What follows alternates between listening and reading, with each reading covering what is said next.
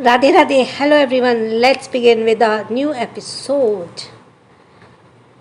Changing emotions. काव्य ध्रुव के photo देखकर हाथों को छूते हुए कहती है, आपने तो कभी हमारे रिश्ते को दुनिया के सामने जाहिर ही नहीं किया, पर फिर भी मैं बहुत खुश थी हमारे रिश्ते से।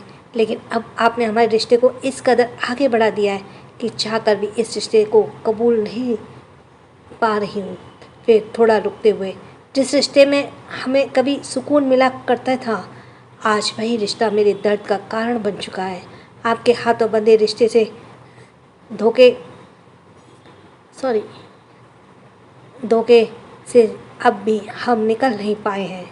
आपके साथ बिताए हर एक पलों को हमने संजो कर तो रखा है, लेकिन ये हमें उस वक्त सुकून दिया करती थी, अब तो दर्द देने के सिवाय कुछ नहीं देती। भरोसे से बना हमारा एक रिश्ता था, लेकिन आपने उसे इस कदर तोड़ दिया कि हम आज भी विश्वास नहीं कर पाए कि आपने हमारे साथ इतना बड़ा विश्वासघात किया। काव्य के बात बोलते हुए ही आंसुओं की बूंदें टप टप करती फोन पर गिरते जा रही थीं। श्रेष्ठा के ये पूछने पर कि ध्रुव ने उसकी दी को क्यों मारा, वह श्रेष्ठा की आंखों में देखने लगता है।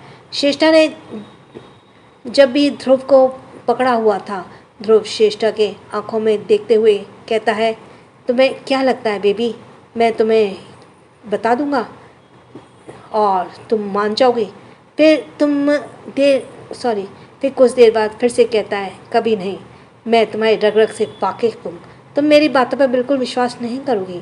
ध्रुव की बातों को सुनकर श्रेष्ठा ध्रुव का हाथ छोड़ देती है और ठीक से बैठ जाती है। ध्रुव श्रेष्ठा के पास आकर बैठता है और उसके गालों पर हाथ रखते हुए कहता है, बेबी तुम बस इतना ध्यान दो कि तुम मेरे पास क्यों आई हो। एक बदले की भावना लिए तुम मेरे पास आई हो, तो तुम उसी पर फोकस करो। ज़्यादा दिन तक मुझे बचा कर रखोगी तो कभी भी तुम मुझे मार नहीं पाओगे। श्रेष्ठा अपने हाथ ध्रुव के हाथ में रखकर नजर मिलाकर कहती है, यकीन नहीं होता, अपनी मौत की गुहाई तुम खुद कर रहे हो। आखिर ऐसा क्यों? ऐसी कौन सी वजह है जो तुम मेरे हाथों मरना चाहते हो? ध्रुव थोड़ा मुस्कुराता है और बड़े प्यार से श्रेष्ठा को देखते हुए कहता है, तुम शराब के नशे की तरह हो। पता तो है कि तुम मेरे लिए हानिकारक हो, लेकिन फिर भी मैं तुम्हारे नशे में डूबना चाहता हूँ। इतना बोलते ही ध्रुव श्रेष्ठा के माथे पर किस करता है और उठकर जाने लगता है। तभी श्रेष्ठा फिर से एक बार ध्रुव का हाथ पकड़ लेती है। ध्रुव पीछे मुड़कर देखता है तो श्रेष्ठा झट से ध्रुव को गले लग जाती है। श्रेष्ठा के गले लगते ही ध्रुव उसके एहसासों को समझते हुए कसकर पकड़ लेता है। श्रेष्ठा बिल्कुल शांत से ध्रुव के गले लगी हुई थी। ध्रुव भी बिल्कुल शांत सा खड़ा हुआ था। काफ़ी देर तक गले लगने के बाद ध्रुव धीरे से श्रेष्ठा से अलग होता है। दोनों की नज़रें अब एक दूसरे से मिल जाती हैं। श्रेष्ठा नज़र मिलाते हुए कहती है, आज मुझे तुम्हारे लबों को अपने लबों में महसूस करना है। प्लीज़ अपने लबों को मेरे लबों से जोड़ दो। इतना बोलकर श्रेष्ठा ध्रुव की आंखों की गहराई में देखने लगती है। ध्रुव धीरे धीरे श्रेष्ठा की तरफ झुकने लगता है। श्रेष्ठा अभी आंख बंद नहीं करती। कुछ ही वक्त में ध्रुव अपने होठ श्रेष्ठा के होठों से मिला लेता है। होठ मिलते ही श्रेष्ठा धीरे से अपनी आंखें बंद कर लेती है। ध्रुव धीरे धीरे श्रेष्ठा को चूमना शुरू कर देता है। इस बार श्रेष्ठा भी ध्रुव के साथ देते हुए बहुत पैशन के साथ किस करने लगती है। साथ मिलने ही ध्रुव बेकाबू हो जाता है और बहुत ही डीप किस करने लगता है। श्रेष्ठा भी पीछे नहीं हटती और पूरा साथ देती है। दोनों एक दूसरे को इस तरह किस कर रहे थे जैसे कितने दिनों से प्यासे हों। श्रेष्ठा एकदम से बहकने लगती है। श्रेष्ठा के हाथ ध्रुव के खुले सीने पर चलने लगते हैं। वह एहसास होते ही ध्रुव श्रेष्ठा के हाथों को पकड़कर पीछे करते हुए पकड़ लेता है और एकदम से दीवार के पास ले जाकर सटा देता है। अब भी दोनों के होठ बिल्कुल अलग नहीं हुए थे। होठों के रसीले रस के दोनों ही एंजॉय करते हैं। श्रेष्ठा को क्या होता है कि वह अपने हाथों को छुड़ाने की कोशिश करने लगती है। ध्रुव किस करने के इतना मग्न था कि अब श्रेष्ठा के हाथों को छोड़ देता है। श्रेष्ठा के हाथ एक बार फिर से ध्रुव के शरीर पर हर एक हिस्से को छूने लगते हैं।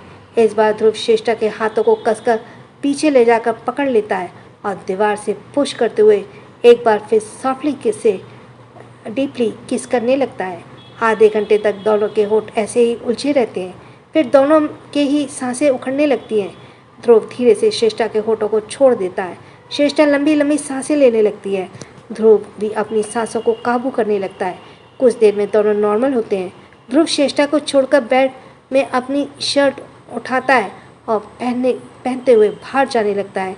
तभी श्रेष्ठा कहती है, क्या तुम अपने वक्त को कुछ देर के लिए मेरे नाम कर सकते हो?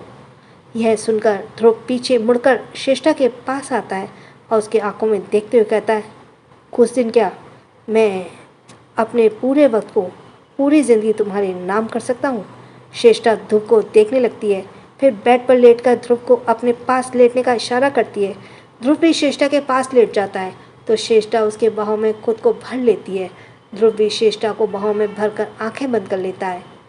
इधर दूसरी तरफ काव्या डिनर करने के बाद सोफे पर बैठी आदित्य के आने का वेट कर रही थी।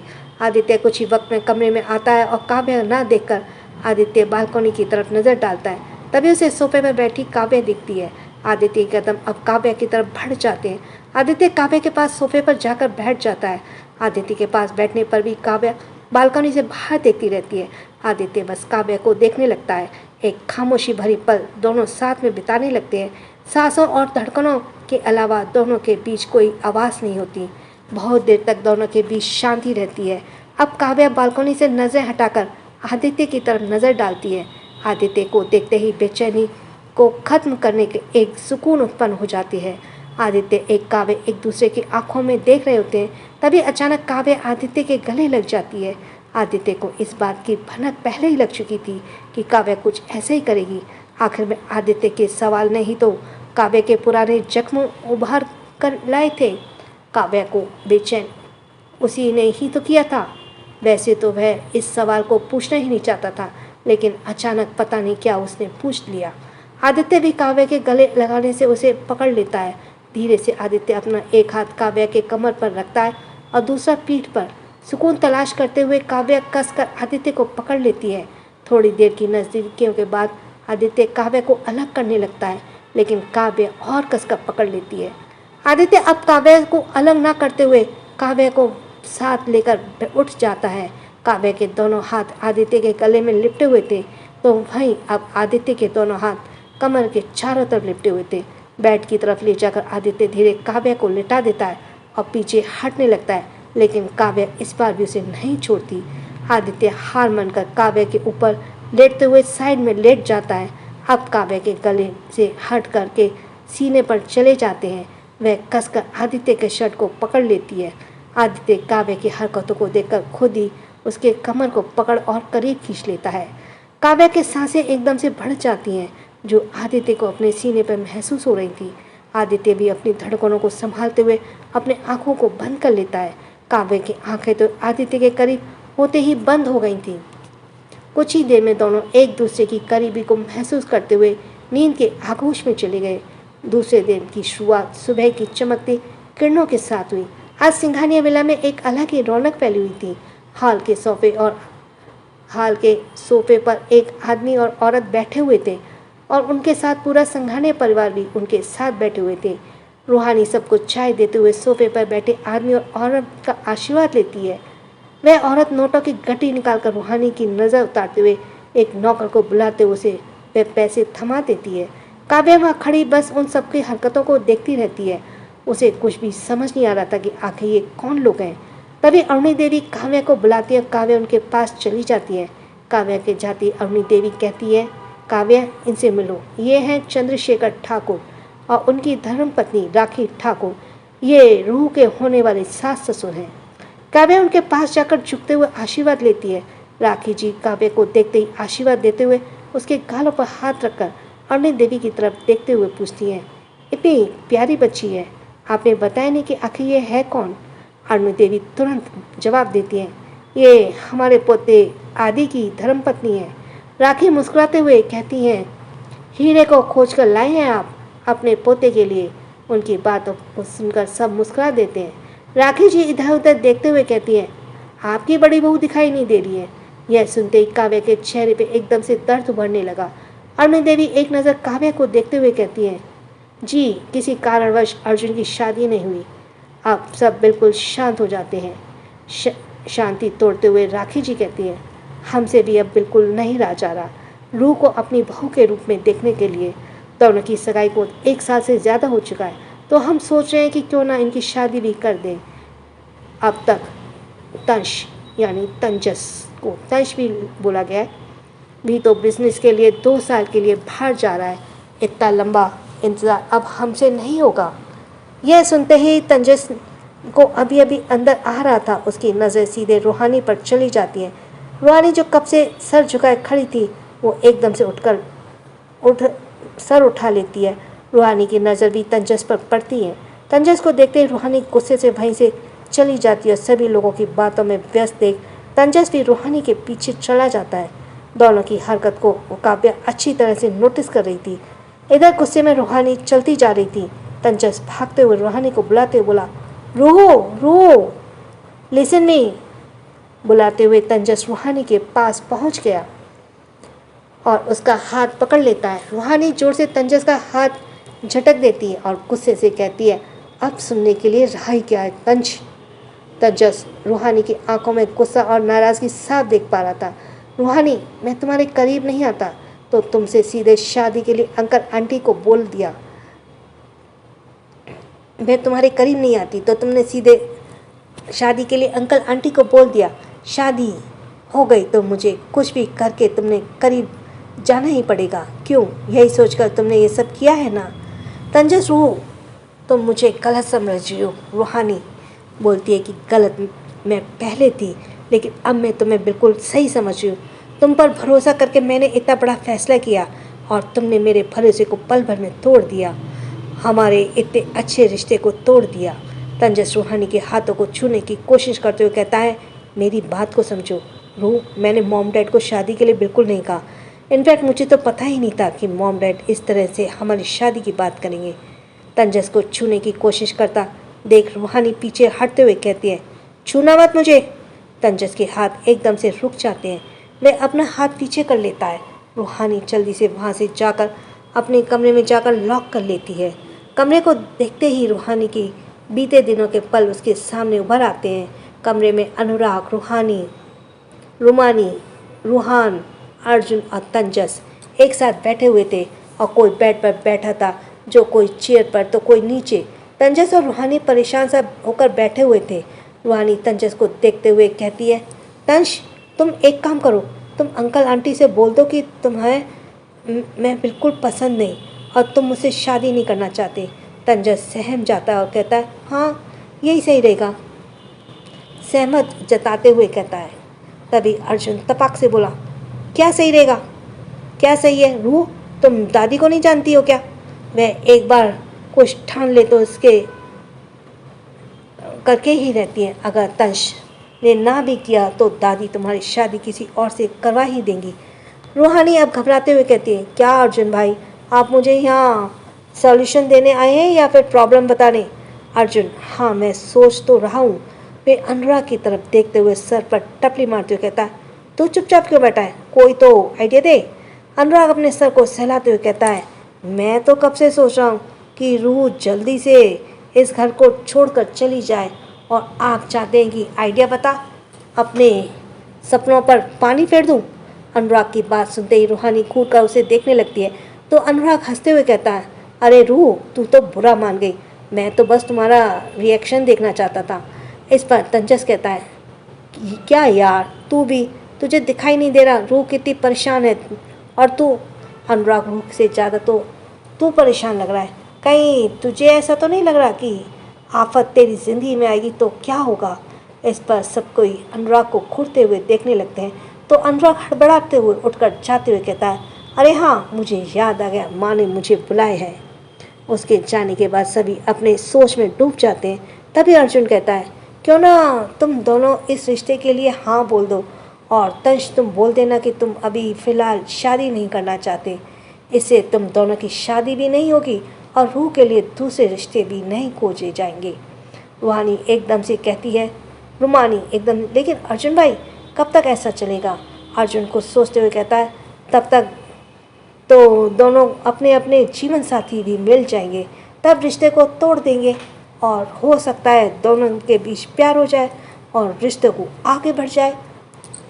अर्जुन की बात से रूहानी और तंजस एक दूसरे को देखते हैं और फिर एकदम से नज़र हटा लेते हैं। दोनों के लिए ये बहुत ज़्यादा ऑकवर्ड था। तंजस सिचुएशन को सही करने के लिए कहता है, अर्जुन की बात से मैं सहमत हूँ। इस पर अर्जुन रूहानी को देखते हुए कहता है, रूह तुम्हारा क्या कहना है? कुछ देर सोचने के बाद रूहानी भी हाँ बोलती है। उन पलों को याद करते ही रूहानी बेड पर बैठ जाती है और पीछे टेक कर आज के बारे में सोचने लगती है। पहले और अब में बहुत अंतर हो चुका था। उस वक्त तंसज और रूहानी सिर्फ दोस्त हुआ करते थे, लेकिन आज ऐसा कुछ नहीं था। रूहानी के हाँ बोलने के बाद दोनों की सगाई हो गई। तंसज और रूहानी एक दूसरे के साथ ज़्यादा से ज़्यादा वक्त बिताने लगे। बीतते के वक्त के साथ रूहानी के दिल में तो तंसज के लिए कुछ भी एहसास नहीं आया, लेकिन तंसज के दिल में रूहानी के लिए एहसास जागने लगे। तंसज के दिल में रूहानी बसती चली गई। इस बात से रूहानी पूरी तरह से अनजान थी और वह तो दोस्त मानते हुए तंसज के साथ वक्त बिताया करती थी। एक दिन ऐसे ही तंसज के सब्र का बांध टूट गया और उसने रूहानी को अपने प्यार का इजहार कर दिया। इस बात से गुस्सा होकर रूहानी तंसज से दूर होने लगी और अपनी दोस्ती के रिश्ते को भी ख़त्म कर दिया। यह बात अर्जुन, रूमानी और रूहान और अनुराग के अलावा किसी को पता नहीं थी। तंसज काफ़ी बार रूहानी को समझा चुका था, लेकिन रूहानी उसकी बातों को सुनने और चली गई जाती। इसी बीच तंसज को बिजनेस के लिए बाहर जाना पड़ा। दूर जाकर भी तंसज बहुत बार रूहानी को कांटेक्ट करने की कोशिश की, लेकिन रूहानी ने एक भी कॉल रिसीव नहीं की। इसलिए तंसज ने भी कॉल करना बंद कर दिया और अपने बिजनेस पर ध्यान देने लगा। हालांकि उसे रूहानी की याद आती थी, लेकिन वो कुछ नहीं कर सकता था सिवाय फ़ोन करने के और रूहानी की फ़ोटो देखने के।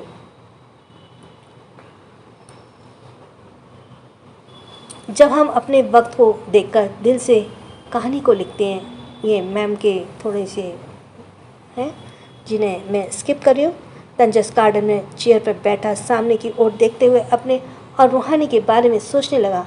तंसज का दिल बहुत बेचैन और दर्द से जूझ रहा था। उसे बिल्कुल समझ नहीं आ रहा था कि आखिर यह करे तो क्या करे। तभी काव्या आकर उसके साथ चेयर पर साइड में बैठ जाती है। किसी के होने का एहसास होते ही तंसज साइड में देखता है। साइड में किसी अनजान को देखकर तंसज, आप कौन? काव्या मुस्कुराते कहती है, रूह की भाभी। तंसज एकदम से दर्दों को छोड़कर कहता है, तो आप हैं? अनुराग ने मुझे बताया था आपके बारे में, लेकिन मैंने आपको देखा नहीं था। काव्या खामोशी से सामने देखते हुए कहती है, रूह और आपके बीच कुछ हुआ है क्या? तंसज तुरंत कहता है, नहीं भाभी, ऐसी कोई बात नहीं, सब ठीक है।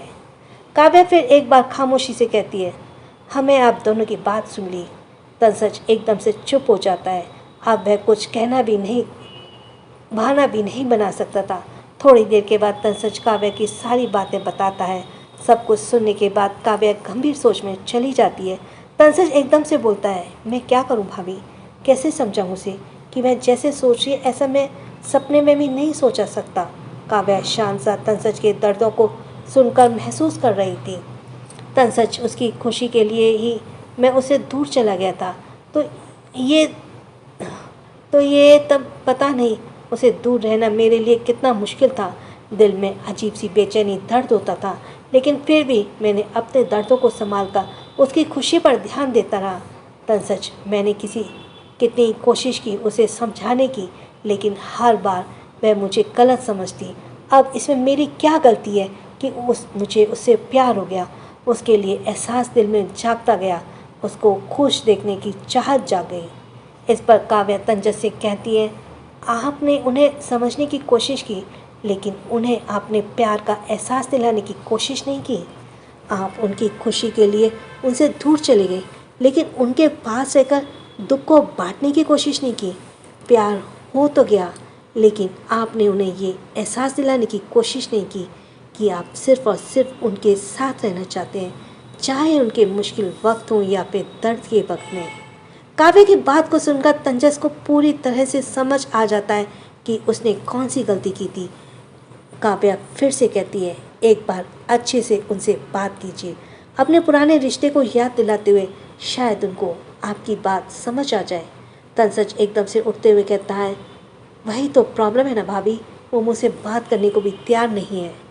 काव्या अपनी जगह से उठती कहती है, आप बस उनको अपने प्यार का एहसास दिलाने की सोचिए, बाकी सब मुझ पर छोड़ दीजिए। इतना बोलकर काव्या वहाँ से चली जाती है। तंजस काफ़ी देर तक काव्या की बातों को सोचता रहता है। फिर अचानक से उसके होठों पर सुकून भरी मुस्कुराहट आ जाती है। अब तंजस और उसके माँ बाप सबसे विदा लेकर चले जाते हैं। रूहानी भी उनकी विदाई देने के लिए बाहर आ गई थी। फिर एक सब कोई सोफे पर बैठ जाते हैं। मायावती अरुणी देवी से कहती है, माँ, रूह की तो अभी तक पढ़ाई भी पूरी नहीं हुई, तो हम कैसे उसकी शादी इतनी जल्दी कर दें। अरुणी देवी रूहानी से देखते हुए कहती हैं, तंश, ऐसा लड़का नहीं है जो रूह को पढ़ाई करने से रोके। वह रूह को शादी के बाद ही पढ़ने देगा। यह सुनते ही रूहानी गुस्से से अपनी मुट्ठी भींच लेती है। एक यही वजह तो है रूहानी की जो उसे तंजस से सगाई कर ली, ताकि उसे किसी से शादी ना करना पड़े और वह पढ़ाई ठीक से पूरी कर सके। रूहानी को तंजस पर भरोसा था कि वह शादी के लिए उसे कभी नहीं बोलेगा, लेकिन अब से तंजस ने उसे अपनी दिल की बात कही थी। तब से रूहानी को बस यही डर था कि कहीं तंजस शादी के लिए जल्दबाजी ना कर दे। इसकी वजह से रूहानी तंजस से दूर होती चली गई। अरुणी देवी के फैसले से मायावती बिल्कुल सहमत नहीं थी, लेकिन वह उसके फैसले के खिलाफ नहीं बोल भी सकती थी। काव्या, जो सबके चेहरे के रिएक्शन को देख रही थी, एकदम से बोल पड़ी, हमें नहीं लगता रूह की शादी इतनी जल्दी करना सही होगा। जैसे ही काव्या बोली, सबकी नज़र उस पर ठहर जाती है। अरुणी देवी काव्या पर कहना क्या चाहती हो? काव्या अरुणी देवी के पास जाकर कहती है, दादी, हम नहीं कहना चाहते कि जो जोश शादी से पहले पढ़ाई करने में होता है वह शादी के बाद नहीं रहती। शादी का मतलब ही होती है जिम्मेदारियाँ। एक जिम्मेदारी पढ़ाई की तरफ खिंचाव को कम कर देती है। पढ़ाई से ज़्यादा उस वक्त रिश्ते अहमियत देने लगते हैं। अरुणी देवी अब थोड़ा सोच में डूब जाती है और रूहानी तो दिल धक धक कर रहा था जानने के लिए कि दादी क्या फैसला लेंगी। कुछ ही देर में अरुणी देवी कहती है, ये बात तो आपने बिल्कुल सही कही है काव्या। ठीक है, तंश के माता पिता को हम बात करेंगे। जब तक रूह की पढ़ाई खत्म नहीं हो जाती तब तक दोनों की शादी नहीं होगी। ये सब सुनने के बाद रूहानी का तो मन करता है कि वह उछल उछल कर अपनी खुशी को जाहिर करे। वह इतनी ज़्यादा खुश थी कि उसने खुशी को जाहिर करने के लिए तड़प सी उठी। रूहानी के चेहरे को देखकर मायावती जी भी सुकून सा मिलता है। भले ही रूहानी खुश जाहिर नहीं कर रही थी, लेकिन फिर भी उसकी खुशी को मायावती जी अच्छी तरह से देख पा रही थी। फैसला होते ही सब अपने अपने काम में व्यस्त हो जाते हैं। काव्या अपने कमरे में चली जाती है। तभी काव्या के कमरे का दरवाज़ा धड़ाम से बंद होता है तो काव्या पीछे मुड़कर देखती है। रूहानी दौड़ते हुए काव्या से लिपट जाती है और अपनी खुशी को जाहिर करते हुए, thank you, thank you, thank you, thank you so so so much, thank you भाभी सो मच। रूहानी की खुशी को देखकर काव्या मुस्कुरा देती है। रूहानी काव्या से अलग होकर बहुत खुशी से कहती है, आपको नहीं पता भाभी कि आपने हमारी कितनी बड़ी प्रॉब्लम सॉल्व की है। काव्या बस एकटक रूहानी के खुशी को देखे जा रही थी। रूहानी बस काव्या को शुक्रिया अदा करने में लगी हुई थी, पर पूरे कमरे में उछलते हुए खुशी जाहिर कर रही थी। तभी काव्या के एक सवाल से वह बिल्कुल चुप हो जाती है। काव्या कहती है, क्या आपको तंसच पसंद नहीं है? रूहानी एकदम से पीछे मुड़ती है और काव्या को देखने लगती है। काव्या रूहानी के थोड़ा पास आकर कहती है, हमने पहली नज़र में ही उनकी आंखों में सिर्फ और सिर्फ आपके लिए प्यार देखा। हमें लगता है आपको भी एक बार उनके प्यार को महसूस करना चाहिए। उनसे दूर रहने की बजाय उनकी नज़दीक को समझना चाहिए। काव्या कहती है, उनको अपने पुराने रिश्ते के नज़रों से एक बार देखना चाहिए। ऐसा प्यार हर किसी को नसीब नहीं होता रूह। काव्या अब रूहानी के गाल पर हाथ रखकर कहती है, आप समझ रहे हैं ना रूह कि हम क्या चाहते हैं? रूहानी काव्या को देखती है और फिर अपना सर हाँ में हिला देती है और कमरे से कुछ पल में ही चली जाती है। रूहानी के जाते ही काव्या बेड पर बैठ जाती है और अपने फ़ोन को ऑन करके देखने लगती है। फ़ोन ऑन करते ही काव्या व्हाट्सएप को ओपन करती है। जैसे ही काव्या व्हाट्सएप को ओपन करती है तो उसकी आंखें हैरानी से बड़ी हो जाती हैं। काव्या अपने सिर पर हाथ मार कर कहती है, ओह शिट, ये हमसे क्या हो गया? अगर उन्होंने देख लिया तो क्या होगा? काव्या काफ़ी ज़्यादा परेशान हो जाती है। काव्या अपने व्हाट्सएप को खोलते एक मैसेज से परेशान हो जाती है। काव्या का दिया हुआ message, I miss you, I miss you, I miss you, I miss you, I miss you, I miss you so so much my love. यह मैसेज काव्या ने पिया के लिए लिखा था। जब काव्या तंसज और रूहानी की बात सुन रही थी तभी पिया ने यह मैसेज करके परेशान कर दिया था और वह उन्हें बिल्कुल भी मिस नहीं करती। सॉरी, फिर से। यह मैसेज काव्या ने पिया के लिए लिखा था। जब काव्या तंसज और रूहानी की बात सुन रही थी तभी पिया ने यह मैसेज करके परेशान कर दिया कि वह उसे बिल्कुल भी मिस नहीं करती, जिससे काव्या ने फ्रस्ट्रेट होकर यह मैसेज कर दिया। उसने यहाँ तक नहीं देखा कि यह किसे मैसेज करी है। काव्या ने गलती से आदित्य को यह मैसेज सेंड कर दिया था और फ़ोन को ऑफ कर दिया। अब तो काफ़ी देर हो चुकी थी, जिसकी वजह से डिलीट करने का ऑप्शन भी काम नहीं आने वाला था। हालांकि आदित्य ने मैसेज देखा नहीं था। काव्या अब काफ़ी ज़्यादा नर्वस होने लगी, नाखून को अपने हाथों में चबाने लगी। काव्या ऐसी नर्वस तो तब भी नहीं हुई थी जब उसका रिजल्ट आता था। हॉस्पिटल में वीआईपी वार्ड में ध्रुव बेड पर आंखें बंद करके लेटा हुआ था। तभी वार्ड का दरवाज़ा खोल काली अंदर आकर ध्रुव से थोड़ी दूर खड़ा होकर बोला, बॉस मैम। वह इतना ही बोलता है कि ध्रुव आंखें बंद करके ही कहता है, उसे मेरे जिंदा होने की खबर नहीं लगनी चाहिए। उस तक वही खबर पहुंचाओ जो उसे लगता है मेरी मौत की खबर। काली यह सुनकर कुछ देर ध्रुव को देखता है, फिर हाँ में बोलकर वहाँ से चला जाता है। उसके जाते ही ध्रुव अपनी आंखें खोलता है और ऊपर सीलिंग को देखते हुए बीती रात में पहुँच जाता है। ध्रुव जब श्रेष्ठा के होठों को चूम रहा था तब उसे बहुत अजीब सा लगने लगा है, लेकिन फिर भी वह अपने होठों को चूमता रहता है। कुछ ही पल में ध्रुव को समझ आ जाता है कि उसे श्रेष्ठा के होठों को चूमकर अजीब क्यों लग रहा है। जब वह उसे छोड़कर जाने लगा तो श्रेष्ठा के बोलने पर वह रुक जाता है, लेकिन उसे अच्छे से पता था कि आखिर श्रेष्ठा रुकने के लिए क्यों कह रही है। दोनों साथ में लेट जाते हैं। श्रेष्ठा ध्रुव के सीने में अपना सिर छुपा लेती है। ध्रुव को बहुत ज़्यादा बेचैनी होने लगती है, जैसे वह सांस न ले पा रहा हो। कुछ ही देर में श्रेष्ठा ध्रुव से अलग होती है और एक जीतने वाली मुस्कान के साथ ध्रुव के सर पर हाथ फेरते हुए कहती है, ध्रुव सूर्यवंशी, तुझे क्या लगा था तू मुझे अपनी दी के खिलाफ भड़काएगा और मैं चुपचाप तुम्हारी बकवास सुन लूँगी। जिस पल का मुझे इंतज़ार था वह अब खत्म हो गया। मेरे होठों के रस में जो तू इतनी शिद्दत से पी रहा था ना, कोई मामूली रस नहीं, एक जहरीला जहर थी जो कुछ ही वक्त में तुझे नर्क के दरवाजे पर पहुंचा देगी। श्रेष्ठा की हर एक बात ध्रुव के कानों तक पहुंच रही थी। ध्रुव का बॉडी धीरे धीरे नीले पड़ने लगी। ध्रुव को बहुत ज़्यादा तकलीफ हो रही थी, लेकिन वह श्रेष्ठा के सामने जाहिर नहीं कर रहा था। श्रेष्ठा जब ध्रुव के शरीर को नीला पड़ता देखती है तो उसके होठों पर बड़ी सी स्माइल आ जाती है। श्रेष्ठा ध्रुव के गालों पर किस करते हुए कहती है, हैप्पी जर्नी बेबी, उम्मीद करती हूँ नर्क में तुम्हें जगह मिल जाए। इतना बोलते ही श्रेष्ठा वहाँ से चली जाती है। उसके जाते ही ध्रुव आंखें खोलता है। वह अपने हाथों को देखता है तो एकदम से नीले पड़ने लगे थे और वह बहुत मुश्किल से उठकर बैठ जाता है और अपना फ़ोन लेकर काली को कॉल करता है। बीती बातों को याद करके अचानक ही ध्रुव के होठों पर स्माइल आ जाती है। ध्रुव, इतनी मीठी जहर मिले तो मैं बार बार इसे पीने के लिए तैयार हूँ बेबी। कसम से बेबी, तुम्हारी हर एक अदा मुझे फिदा कर देती है। शाम के वक्त तंजस रूहानी का एक फ़ोन कॉल से अपनी सारी मीटिंग को छोड़कर रूहानी से मिलने के लिए आ जाता है। तंजस जल्दी से उस लोकेशन पर पहुंच जाता है जहां पर रूहानी ने उसे बुलाया था। तंजस कार से निकलकर गार्डन की तरफ बढ़ जाता है। गार्डन में वह बिल्कुल शांत सा जगह पर पहुंच जाता है जहाँ कोई नहीं था, बस रूहानी पीट करके खड़ी हुई थी। तंजस अपने कदम बढ़ाते हुए रूहानी के पास बढ़कर आकर आवाज़ देता है, रूहू। रूहानी बिना पीछे मुड़े कहती है, आ गई तुम? तंजस, हाँ, तुम मुझसे कुछ बोलना चाहती थी।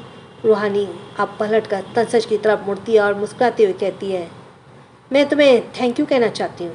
तंजस असमंजस में थैंक यू लेकिन क्यों? रूहानी, तुमने अपने धोखे से मुझे आज़ाद जो कर दिया। तंजस, कैसा धोखा? रूहानी ताली बजाते हुए, वाह, कितनी अच्छी नाटक कर लेते हैं ना तुम। मेरे परिवार के हर एक सदस्य को अपनी तरफ कर लिया और मेरे खिलाफ कर दिया। भाभी को भी तुमने नहीं छोड़ा। वो तो इतनी मासूम सी है कि तुम्हारी हर बात को मान लिया, लेकिन वो ये नहीं जानती कि तुम कितने बड़े धोखेबाज हो। तंसज अब खुद को रोक नहीं पाया और रूहानी के पास जाकर उसके कंधे पर कसकर पकड़ते हुए कहा, रूह, तुम हर वक्त मुझे गलत क्यों समझती हो? क्यों तुम मेरे दिल को बार बार अपनी बातों से छलनी कर देती हो? मैंने ऐसा क्या किया तुम्हारे साथ? हर बार तो तुम्हारे कहने में मैं हिसाब से चलता रहा। तुम चाहती थी मैं तुमसे दूर हो जाऊं, मैं हो गया। तुम चाहती थी हमारी शादी ना हो, मैंने नहीं होने दी।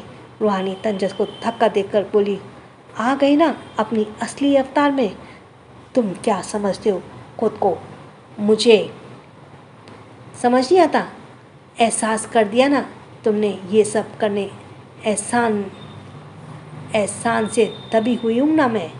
तंसज अपना साथ सर पीट कर लेता और कहता है, अब ये एहसान बीच में कहाँ से आ गया? सच में रूह, अब मैं बिल्कुल थक चुका हूँ तुम्हें समझा समझा कर। अब और मुझसे नहीं होगा। तुम चाहती हो ना मैं तुमसे कभी ना मिलूँ, तो मैं नहीं मिलूँगा तुमसे। तुम चाहती हो ना कि हमारी शादी ना हो, तो नहीं होगी हमारी शादी। मैं तुम्हें बताने वाला था कि मॉम डैड को मैंने मना लिया है, लेकिन तुम तो तंसज, खैर छोड़ो, अब तुमसे बात करके कोई फ़ायदा नहीं है। मैं कुछ महीने बाद अमेरिका जा रहा हूँ और वहाँ से मैं तब तक नहीं लौटूंगा जब तक तुम मुझे कॉल करके नहीं बुला लेती। अब शायद ही मुझे इस बात का उम्मीद रहेगी कि तुम मुझे कॉल करोगी। तंसज अब जाने लगता है, तभी वह बिना पीछे मुड़े कहता है, एक बात हमेशा याद रखना रूह, मैंने तुमसे ही प्यार किया। तुम्हारे करीब आने के लिए कोई तरीका नहीं अपनाएगा और मैं तुमसे ही प्यार करता रहूँगा मरते दम तक। गुड बाय रूह। इतना बोलते ही तंजस तेज कदमों से वहाँ से चला जाता है। कुछ दूरी पर कार खड़ी थी जिसमें जाकर वह बैठ जाता है और कहता है, भाभी मुझसे नहीं होगा अब। मैं उसे समझा नहीं सकता। हर वक्त वह अपनी बातों से दर्द दे देती है मुझे। अब मैं और उसके पास कभी नहीं आऊँगा। काव्या जो तंजस के साथ ही आई थी वह बोलती है, आप इतनी जल्दी हार कैसे मान सकते हैं? तंजस एकदम से बोलता है, छोड़िए भाभी, अब हमें इसी हाल पर छोड़ दीजिए। मैं उसे अपने साथ ज़बरदस्ती के रिश्ते में नहीं बांधना चाहता। जब वह खुद अपनी मर्जी से मुझसे रिश्ते में बंधने के लिए कहेगी, तभी हमारा रिश्ता आगे बढ़ेगा। काव्या कुछ नहीं बोलती। शायद उसे तंजस का एकदम सही लगी। रूहानी तंजस के गए हुए दिशा में ही देखने लगती है और फिर वह भी वहाँ से चली जाती है। And so thanks for listening. छोटों को प्यार, बड़ों को सम्मान। चैनल सब्सक्राइब करते जाना। राधे राधे।